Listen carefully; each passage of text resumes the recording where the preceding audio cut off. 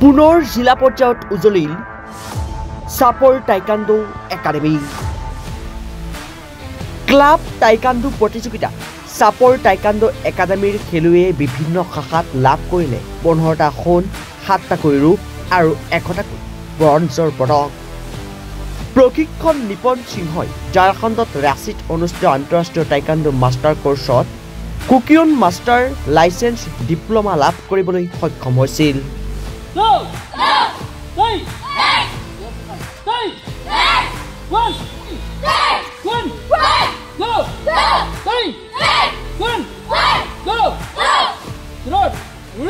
নিজৰ আত্মৰক্ষাৰ লগতে গাঁৱৰ ল'ৰা ছোৱালীসকলক টাইকাণ্ডো খেলৰ প্ৰতি আকৰ্ষিত কৰাৰ উদ্দেশ্যেৰে প্ৰশিক্ষক নিপন সিংহই জন্ম দিছিল চাপৰ টাইকাণ্ডো একাডেমি।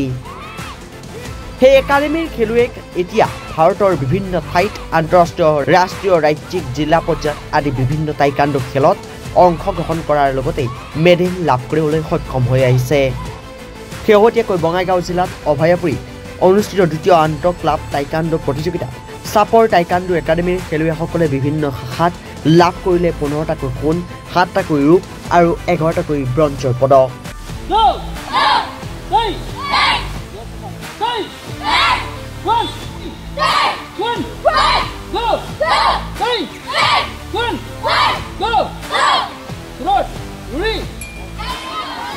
আনপিনে প্ৰশিক্ষক নিপন সিংহই ঝাৰখণ্ডৰ ৰাঁচীত অনুষ্ঠিত আন্তঃৰাষ্ট্ৰীয় টাইকাণ্ডো মাষ্টাৰ কোৰ্ছত কুকিয়ন মাষ্টাৰ লাইচেন্স ডিপ্ল'মা লাভ কৰিবলৈ সক্ষম হয়।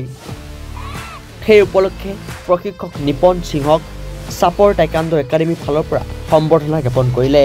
নমস্কাৰ, মোৰ নাম নিপন সিংহ।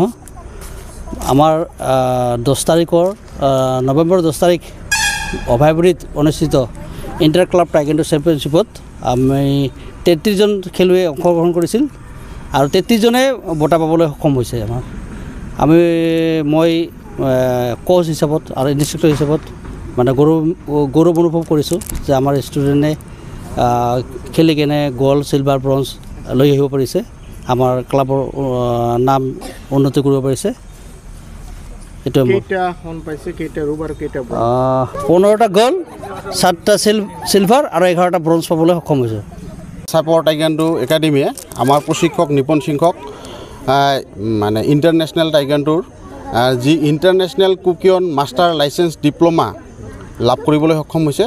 আমি গৌৰৱান্বিত আৰু এই সন্মান তেওঁ ভাৰতবৰ্ষৰ হৈ প্ৰতিনিধিত্ব কৰি আমাৰ দেশখনৰ লগতে অসম তথা আমাৰ চাপৰৰ যি সন্মান কৰি আনিছে, আমি তাৰ কাৰণে চাপৰ টাইকাণ্ডো একাডেমিয়ে তেখেতক আমি সম্বৰ্ধনা জনাইছোঁ আৰু ধন্যবাদ জনাইছোঁ। অনুষ্ঠানটো ভাৰতবৰ্ষৰ ঝাৰখণ্ডৰ ৰাঁচীত 6 দিনীয়া কাৰ্যসূচীৰে অনুষ্ঠিত হৈছিল।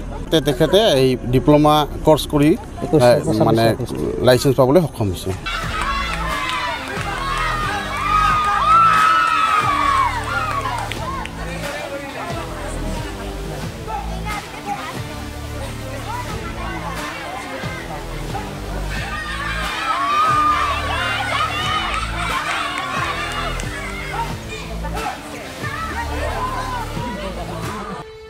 News Desk Report, Republic NE.